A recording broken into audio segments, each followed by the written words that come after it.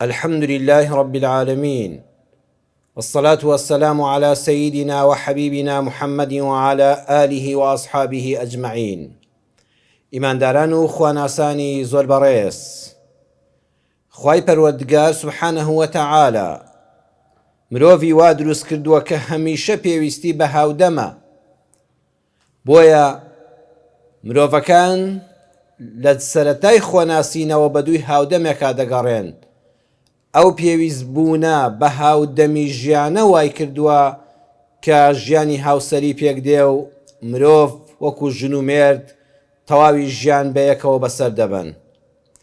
خوای پەروەردگار وەکو پێویستیەک کە لە ناخی مرۆڤە بۆ هاودەم دروستی کردووە، منداڵ دەبەخشێ بە ژن و مێردەکان. دوای ئەوەی کەوا دوو کەس بە یەک گەیشتن و خێزانێکی بچکۆلەیان پێکەوەنا، پێویستیان بە هاودەمی ترە. بۆیە خوای پەروەردگاری ئەرحەم الراحیمین منداڵ دەبەخشێ، پاشان خێزانەکانی پێبەخشیوین، خوشک و برا و مام و خاڵ و کەس و کار و قەوم و خزم. پاشان ئینسان پێویستی بە هاودەمێکە کاتێک کە هەر پیشەیەکی هەیە. بۆ نمونە تۆ لە هەموو قۆناغەکانی خوێندنە ناتوانی بەتەنهابی، بەردەوام کۆمەڵە خەڵکێک لێیان نزیک دەبیەوە، لێت نزیک دەبنەوە، ئەبنە هاودەمت، جێگەی ڕاز و نیاز و گفتوگۆت. ئەگەر هەر کارێکت کردبێ لە کرێکاریەوە بۆ هەر خاوەن پیشەیەکی تر، لە فەرمانگەیەکە فەرمانبەربی یان لە کۆمپانیایەکە یان لای وەستایەک یان لە شوێن کارێک کار بکەی، بەبێ ئەوەی کە خۆت بتەوێ خەڵکانێک لێن نزیک دەبنەوە و لە خەڵکانێک نزیک دەبیتەوە و دەبنە هاودەمی یەکتر. ئەم هاودەم بوونە پێدەوترێ هاوڕێیەتی. بەڵام زۆر گرنگە بزانی کێ دەبێتە هاوڕێت. لە ناخی هەر مرۆڤێکی تەندروستدا ئارەزوویەکی قوڵ هەیە بۆ بوونی هاوڕێ و هاودەمێک کە تێمان بگات. مرۆڤ خوای گەورە وای دروست کردووە بەردەوام شتێک لە ناخیایەتی دەگەڕێ، پێویستی بە کەسێکە، پێویستیەکی قوڵی بە کەسێکە کە تێی بگا، کە دووەم پشتگیری بکە. بەردەوام مرۆڤ ئەگەر چەندە بەهێز بێ حەز دەکا، پێویستی ناوناخی وایە هەست بەوە بکە پشتگیرێکی هەیە، کەسێ پشتیوانیەتی. مرۆڤ پێویستی بەوەیە سێیەم کەسێک لەگەڵ یاگەشە بکات، لەگەڵ بەرەو پێشچوونەکانیدا ئەمیش بەرەو پێشەوە بڕوە. هاوڕێتی هێزێکی شاراوەیە کە دەتوانێت چارە نووسمان بگۆڕێت. هاوڕێکانمان بەشێکن لە ناسنامەی ئێمە. بە ئاگامان لە هاوڕێی خراپ بێ نێتە ژیانمانەوە، چونکە چارە نووسمانی پێوە بەندە. لە سوڕەتی ئەسافاتدا لە ئاەتی 51 بۆ 57دا خوای پەروەردگار نمونەیەکی قیامەتمان نیشان دەدا.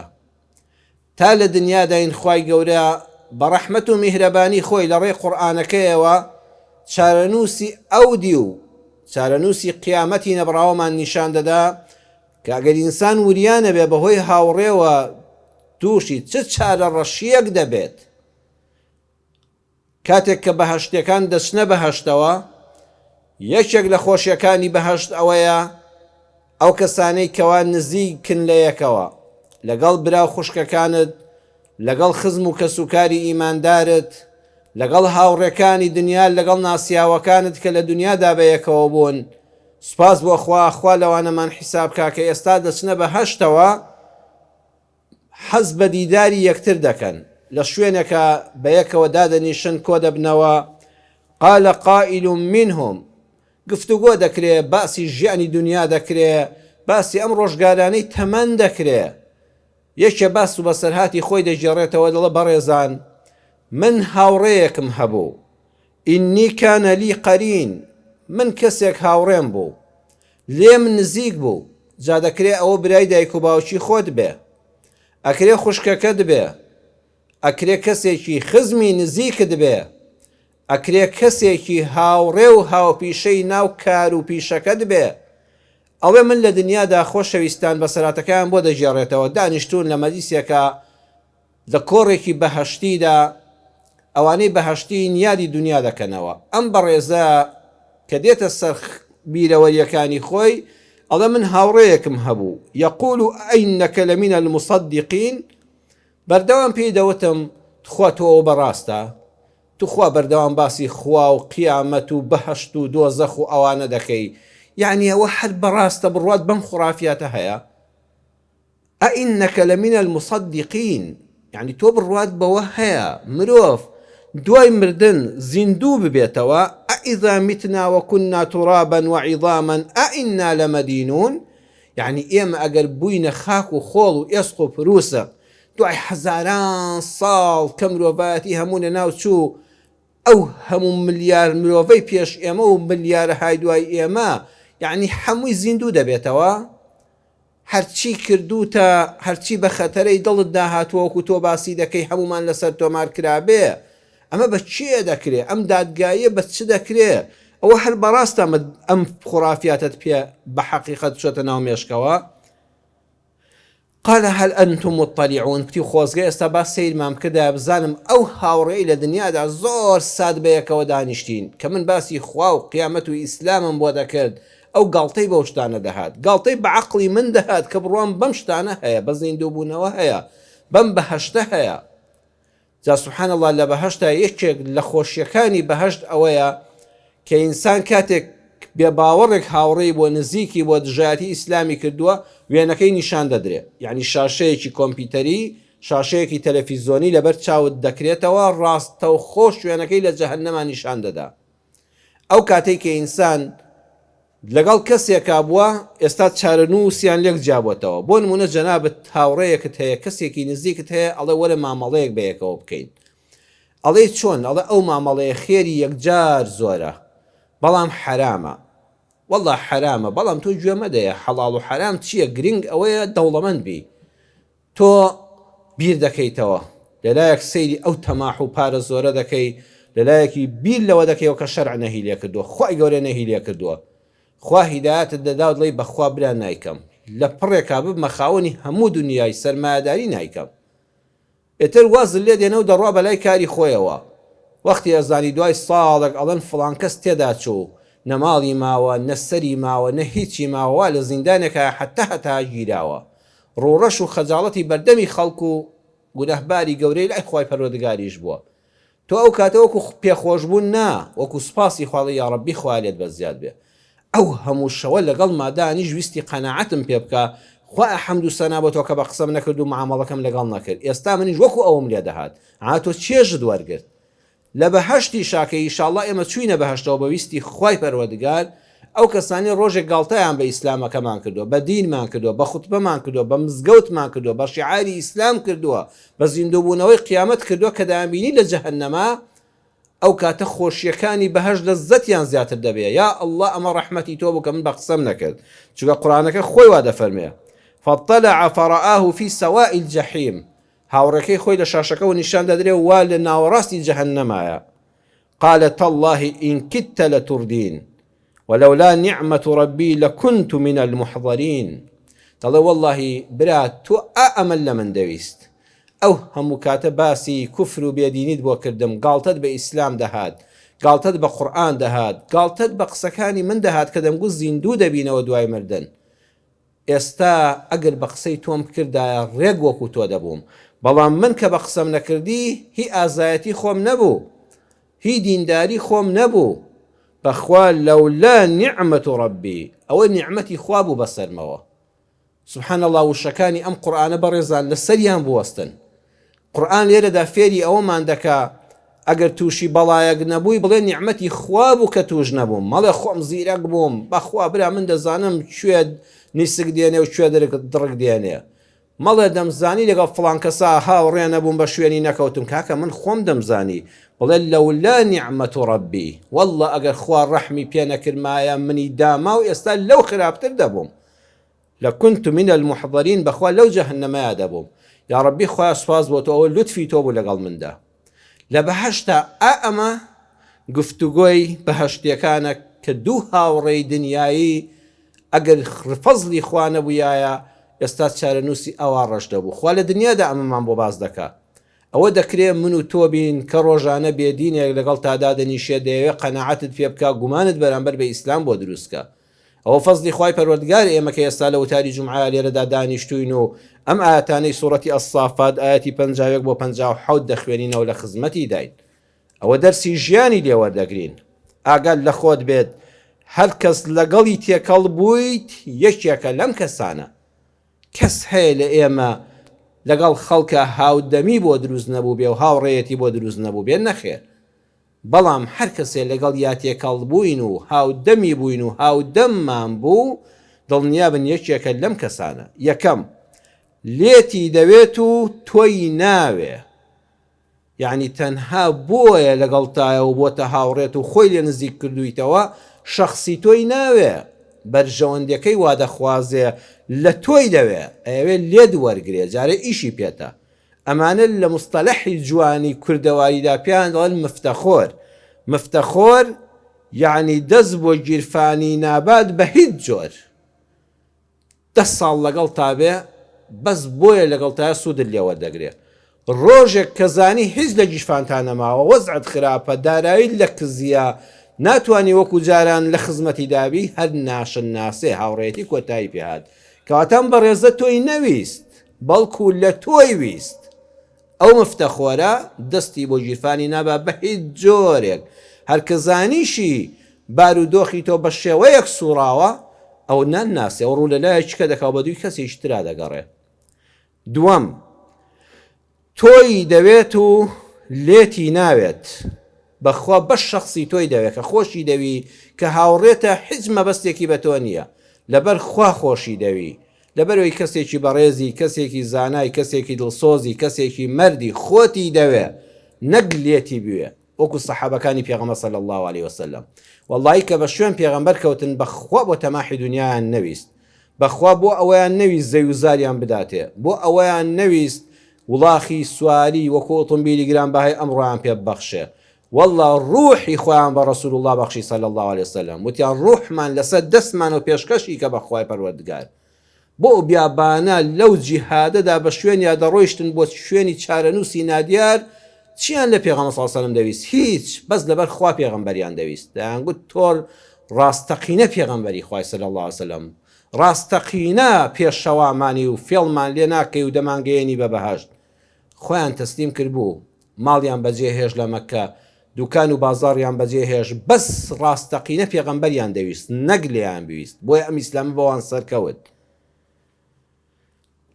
سێەم هەندێک لە کاتی بەتاڵیدا تۆیان دەوێ. هاوڕێتە کاکە بێ ئیشە بێکارە معاشێکی حکومەتی گەندەڵی هەیە لە دووسێ لاوە مفتی دەکا، ئیتر دەگەڕێ بەدووی تۆدا بەدووی منابزانە داخۆ کاتێک بەرینە سەر. ئەمە بەتاڵە، دەوێت کاتی بەتاڵی خۆی بە تۆ پڕکاتەوە، تۆ دەکا بە هاوڕێی خۆی. چوارەم هەندێک خۆیان بەتاڵ دەکەن بۆ تۆ، ئەوەندە تۆیان خۆش دەوێ، جامە دەکرێت ژن و مێردێک بن، دەکرێت باوکو ئەولادێک بن، دەکرێت دوو هاوڕێی ئیمانداری یەکتر بن، خۆی بەتاڵ دەکا بۆ تۆ، حەز دەکا بۆ خۆی نەخەوێ بەس بۆ ئەوی تۆ خەوێکی ئارامت هەبێ، حەز دەکا بۆ خۆی تێر نەبێ بۆ ئەوەی تۆ تێربی. چەند دایک شەو تا بەیانی دادەنیشێ خۆی بەتاڵ دەکا لە خەو بۆ ئەوی ڕۆڵەکەی بخەوێ، باوکێک جلەکانی خۆی شڕ دەکا بۆ ئەوی جلی منداڵەکانی جوان بن، شڕ و دڕ نەبن. ئەمە هاوڕێ ڕاستەقینەیە. بۆیە هیچ هاوڕێیەک نییە دڵنیابن بە قووەتتر بێ لە هاوڕێیەتی باوکی خۆت، دایکی خۆت، خوشک و برای خۆت. هەموو پەیوەندیەک شایەنی ناوی هاوڕێیەتی نییە. هەر کەسێ لەگەڵ تابوو مانای ئەوە نییە شایەنی ناوی گەورەی هاوڕێ بێ. هەندێک پەیوەندی وەک ژەهرێکی شیرینوان لە سەرەتادا خۆشن، بەڵام بە تێپەڕبوونی کات ڕوحمان دەڕزێنن. ئەم پەیوەندیانە وزەمان دەمژن، خەونەکانمان دەکوژن، باوەڕمان بە خۆمان لاواز دەکەن. وەکو چی؟ ژەهرێکی شیرینە، سەرەتاکەی بە شیرینی دەست پێ دەکا، بەڵام وەختێ دەزانی هەموو لاشەتدا دەڕزێنێ، بڕوات بە خۆت نامێنێ، کەسایەتی نامێنێ، ژیانت نامێنێ، وزت لە لەشای ناهێڵێ. وەکو هاوڕێتی کوڕ و کچ. کوڕ و کچێک کە دەبنە هاوڕێ بەڕاستی خۆشە سەرەتاکەی دوو جنسن بۆ یەکتر، بەڵام بەتایبەت کچەکە لە وڵاتی ئێمەدا بەتایبەت وەڵڵا لە هەموو جیهانی ژوایە ئەگەر بۆ یەک نەبوون دواتر ئەم کچە شووی بە پیاوێکی تر کرد هەموو ژیانی ناڕەحەتیە ژەهرێکی تاڵە لە لاشەیدا هەنجوینێکی ژەهراویە ئەگەر بە مێردەکەی دەڵێ من لەگەڵ خەڵکا فڵان کەسا کاوڕێ بووم و دەستا و دەستمان بە یەک کردووە ێ بەخوا نایەوێت ئەگەر دەڵێ نەم کردووە و غەیری تۆ دەستم بەدەستی کەس نەکەوتەوە هاوڕێی کەس نەبووم لە ناخی خۆیدا دەزانێت کە درۆی کردووە دیسان هەر ناحەسێتەوە چاو لێ ئەو جۆرە هاوڕێیەتیە سەرەتایەکی شیرین بەڵام هەنجوینێکی ژەهراویە هاوڕێیەتی ناشەرعی کوڕ و کچ ئەوانەی هاوڕێی حیزبین هاوڕێی حیزبین سەرەتا لە حیزبێکا لە ڕێکخراوێکا بەیەکەون پشتیوانی یەک دەکەن بە باڵای یەک هەڵ دەڵێن دەنگ بۆ یەک کۆ دەکەنەوە لە قوتوپڕێکە لە کۆتاییدا ئەمجا وەک دوو پشک بەیەکەوە دەدەن هەنجوینە شیرینەکە دەبێتە ژەهر ئەمجا لە یەک دەخوێنن ئەمجا پاشقول لە یەک دەدەن ڕاپۆل لە سەرکردایەتی لە یەک دەدەن یەکتر لە حیزب دەکەنە دەرەوە یەکتر وێران دەکەن یەکتر ناشیرین دەکەن تۆمەت بۆ یەک هەڵدەبەستن فلم لەسەر یەک دروست دەکەن دەنگی یەکتر بڵاو دەکەنەوە چاو لێ هاوڕەیەک بۆ خوانە بۆ حیزب بۆ حیزبی وێوەفا ئەوەی کەوا بۆ بەرژەوەندی تۆی دەوێ ئەو کەسانەی کەوا هاوڕێی دەمامکدارن لە فەیسبووکە چەند کەسمان چکو بەخوا من لەوانە نازان بۆتە هاوڕێی کەسێک خۆی کردۆ بە کچێکی ناسک و نازدار دوای ساڵێک دەردەکەوێت برامە کوڕە یەکێکی تر خۆی کچە خۆی کردۆ بە کوڕ لە کەسێکی تر ئەمە هاوڕێیەکی دەمامکدارە سەرەتا بێت چەند قسەی خۆشیان بەیەکەوە کردبێت چەند سعات بە دیارەکەەوە لە نیوەی شەوا دانیشت بن چەند چێژی بینیوە کەسێ معجیبەتی و بە باڵایە هەڵدەڵێ و بەبێ ئەو خەوی لێ ناکەوێت کەچی وەختی دوای ماوەیەک بۆی دەردەکەوێت دوای تەمەنێک کوڕە برا ئەوە خۆ کج نەبووە کوڕێکی سمێڵزلی ئەوەندەیە خۆ ئەمە کج نەبوو ئەمە کوڕێکە ئەمە کوڕێک نییە ئەمە کچێکە پێڕابواردووە هەنجوینێکی ژەهراویە لە دوای داوال لێدێ متمانەت بە هیچ کەسێک نامێنێ متمانەت بە خودی خۆشن نامێنێ وا لێدێ ڕخل لە خەڵک دەبێتەوە وزەکانت هەمووی ڕۆیشتن خەونی جوانت هەبوون هەمووی بە هەدەر ڕۆیشتن هیچ خەونێکن نامێنێ بۆیە ئەوەی ئیسلام نەهی لێ دەکا وەڵڵی هەمووی لە مەسلحەتمانە چەند جوان وتراوە ئاژەڵێکی هاوڕێ باشترە لە هاوڕێیەکی ئاژەڵ بەخوا سەگێکی بەوەفا هاوڕێت بێ باشترە دوو لە ڕووی جەنابتان یەک بەیەکی ئەوەی ئامادەبوانی مزگەوت و جومعە لەگەڵ ئەو بەڕێزانی کە لەم کەناڵەوە ئەم وتارە دەبینن نەک هاوڕێیەکت هەبێ و ئاژەڵ بێ ئاژەڵێکی هاوڕێ باشترە لە هاوڕێیەکی ئاژەڵ چێ هاوڕێی باشە هاوڕێی باش یەکەم ئەو کەسەیە هانت دەدات بۆ گەیشتن بە لووتکە نەک لە خوارەوە چاوەڕێی کەوتنت بێ بەردەوام خۆی لە نزمی ببینێ خۆی بە هەژار ببینێ خۆی بە فەقیر و داماو ببینێ بەردەوام سەیری بەرزیەکانی تۆ پێشکەوتنەکانت دەوڵەمەند بوونەکانت ئۆتۆمبیلە جوانەکەت خان و ماڵە ڕازاوەکەت بێ بەردەوام حەسووریت پێبەرێ چاوەڕێ بێت تۆ لە لووتکە بکەویتە خوارەوە نزم بیتەوە ئاگال لێبێ ئەم کەسە بە کەڵکی هاوڕێیەتی نابێ هانت دەبێ بدا بۆ گەیشتن بە لووتکە نەک لە خوارەوە چاوەڕێی کەوتنت بێت دووەم کاتێ هەڵە دەکەیت ئەو کەسە شایانی هاوڕێیەتیە کاتێ هەڵە دەکەیت بە ڕازگۆیی پێت دەڵێ براکەم بەخوا تۆ هەڵەیت بەڵام بەجێشن ناهێڵێ هاوڕێی ڕاستەقینە نیشانەی دووەمی ئەوەیە لە هەر شوێنە هەڵەت کرد دەستخۆشی لێ ناکە ئەڵێ برام وەڵڵاهی بە زمانی شیرین پێت بڵێم تۆ ڕەم بێ خۆت هەست بە خوێن نەکەی بەس ئەم کارەت هەڵەیە ئەمە عاقبەتی خێر نابێ بەڵام چونکە تۆی خۆش دەوێ و هاوڕێی ڕاستەقینەیە بەجێشن ناهێڵێ ڕەفیقی نیوەڕێگانیە لەگەڵتا سێ کە خۆت بڕوات بە تواناکانت نەما ورەت بەرز دەکاتەوە زەردەخەنەت دەخاتەوە سەرڕوت لێوەکانت بە بزە دەخاتەوە دڵی غەمبارت خۆش دەکا ئەو کاتەی خۆت ناومێت بووی هاوڕێی ڕاستەقینە ئەڵێ تۆ نەکەوتووی دڵنیا بە هەڵدەستیتەوە دڵنیا بە دەگەیشتەوە لووتکە دڵنیا بە لە جاران باشتر دەبی ئەو کاتەی خۆت خەریکە دەکەوی بۆت دەبێتە گۆچان بۆت دەبێتە داردەستێک و ناهێڵە بە زەوی بکەوی ئەمە هاوڕێی باشە ئەمە بە کەڵکت دێ خەریکی ئەمە بە هاوڕێتی ڕاستەقینە هاوسەنگیەکە لە نێوان پێدان و وەرگرتن فێربوون و فێرکردن پشگیریکردن و وەرگرتنی پشگیری هاوسەنگیە لە هەردوو لاوە تەواوکەری یەکترە. مەولانای ڕۆمی ڕەحمەتی خوای لێبێ فەرموویەتی بولبول دەدبات بۆ لای گوڵستان قەلەڕەش دەدبات بۆ لای زبڵدان. بزان ئەو کەسەی دەبێت بە هاوڕێت و خۆل لێ نزیک دەکاتەوە بۆچی بانگت دەکا بەخوا بولبول بۆ لای گوڵستانت بانگ دەکا، بەڵام قەلەڕەش ئیشەکەی خۆی وایە دەوام حەزی لە بۆگەنی و زبڵدانە دەدبا بۆ لای زبڵدان. بۆیە لەو قسەی مەولانە زۆر جوانتر لە هەموو قسان جوانتر فرمودي رسول أكرم صلى الله عليه وسلم كفرموي المرء على دين خليله فلينظر أحدكم من يخالل. مروف لسر بير باوري هاوركيتي ديتو زور بوردي هاوركت هەڵبژێرە بزانە چێ دەکەی بە هاوڕێی ڕاستەقینەی خۆت لەگەڵ چیە زۆر هەڵسوکەوت بکەیت بە دوای چێ بکەویت تۆ ئەو کەسەیت. وتراوە هەموو شتێکی ڕەش و سپی بەیەکەوە جوانن. بڕواتان هەبێ هەر لە دنیادا شتێک هەمووی هەر ڕەشی بێ ناشیرنە، هەمووی هەر سپی بێ ئەو جوانیە نابەخشێ. ڕەش و سپی بەیەکەوە دیمەنێکی جوانیان هەیە. تەنها ڕوویەکی سپی و ناخێکی ڕەش زۆر بەیەکەوە ناشیرینن. کابرا لە ڕووە زۆر سپی و سۆڵ و بێگرێ و گۆڵە، بەڵام ناخێکی ڕەشی بۆ گەنی هەیە. ئەم مرۆڤە بە کەڵکی ئەوە ناری نزیک بیتەوە، زۆر ناشیرنە.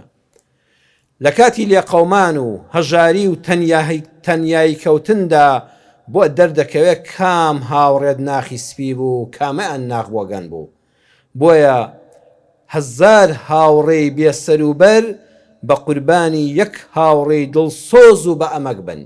یەکێک لەو شتانەی کە هیچ کاری خوا بێ حکمت نییە کە لە دنیادا تووشی فەقیری دەبی، کە تووشی بێکەسی دەبی، کە تووشی تەنیا کەوتن دەبی. یەکێ لە چاکەکان جگە لە پاداشتی خوال ئەگەر سەبری لەسەر بگری هاوڕەکانت بۆ تاقی دەبێتەوە. ئەو وەختە دەزانی چێ بەڕاستی لەگەڵتایە، شێ بەس دۆستی سەرسینی و بەرژەوەندیت بوو. هاوڕێکانت ناخسپیەکان لە بێژنگ دەدرێن لەگەڵ ناخڕەشەکاندا. بۆیە وریای خۆت بۆ تاقە دۆستێ خۆت پیر و کوێرکەی، نەک ڕۆژی چەند دۆست بە ماڵت فێرکەی. دۆستت تا نەبێت وەک خۆت دڵ بە کۆڵ، بۆی هەڵمەڕێژە خێراشی سەیدڵ. ئەو کەسە دۆستی گیانی تا هاوڕێی نەبوونی و لێقەوماویتە. تا دەتوانی نهێنیەکانت تەنها لای دوو کەس بهێڵەوە، خۆت و پەروەردگارت. چونکە ئەو هاوڕێی تۆ زۆر متمانەت پێیەتی. ئەڵێ ئەوەندە متمانم پێتە ئەم نهێنیە لەلا دەدرکێنم. یەقینت هەبێ ئەویش هاوڕێیەکی هەیە ئەوەندە متمانەی پێیەتی بۆ ئەوی دەژێڕێتەوە. ئەویش هاوڕێیەکی هەیە کە زۆر متمانەی پێیەتی، ئەویش بۆ ئەوی دەژێڕێتەوە. قسەی زارێک دەکەوێتە شارێک. بۆیە بۆ ئەوی دوای گلەی لێ نەکەی بڵێ نهێنی درکاندوم، حتا بۆت دەکرێت تا دەتوانی بانی هێنیەکانت لای خۆت و لای ئەڵڵای پەروەردگارت بێ. هەوڵی ڕازیکردنی دوو کەس لە خۆت بدە. ئەوانی تر لێشت ڕازی نەبن زۆر گرنگ نییە. دایک و باوکت لە سەختیەکاندا پشت بە دوو شت ببەستە: ئارامگرتن و نوێشکردن. دوو شتیش هەرگیز لە یاد مەکە. چاودێری خوا بەسەرتەوە ڕۆژی قیامەت کە دێتە پێشەوە هەموو حیساب و کتابێکی تێدا دەکرێت، با ئەم دوانەت قل لە یاد نەچێ.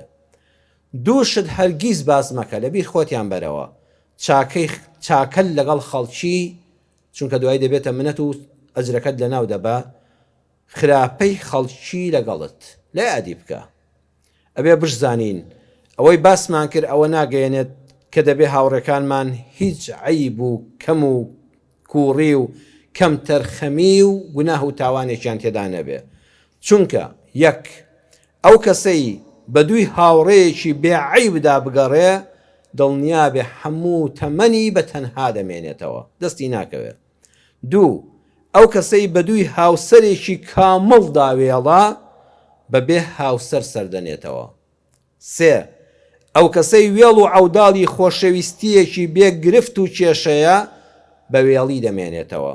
چوار ئەو کەسەی دەیەوێ هەمیشە باوک و دایک و برا و خوشک و کوڕ و کچ و هاوسەری ژیان و خزم و هاوڕێ دەم بە خەندە و پێکەنین بن لەگەڵی، دەبێت دایمە ڕوویان خۆش بێ، بە دڵی ئەو قسە بکەن، دایمە زەردەخەنە لەسەر لێویان بێ.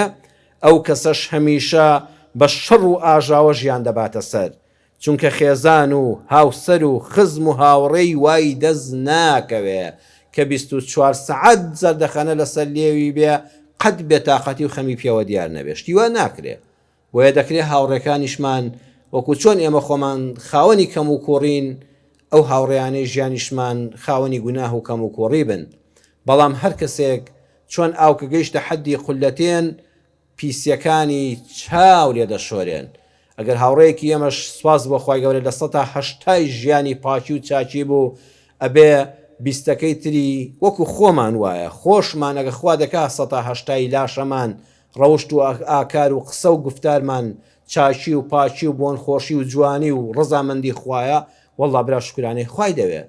ئەگە خۆمان ئەوە خۆمان پێچاکە لە 180مان هەیە، ئەگەر هاوڕێکشمان لە 180 باشەی هەبوو ئەبێت چاو لە بیستەکەی بخشێنی، چونکە ئەوە فریشتەیەکت هاوڕێ نییە بۆ ئەوەی لە دنیادا بەبێ هاوڕێ نەمێنیتەوە.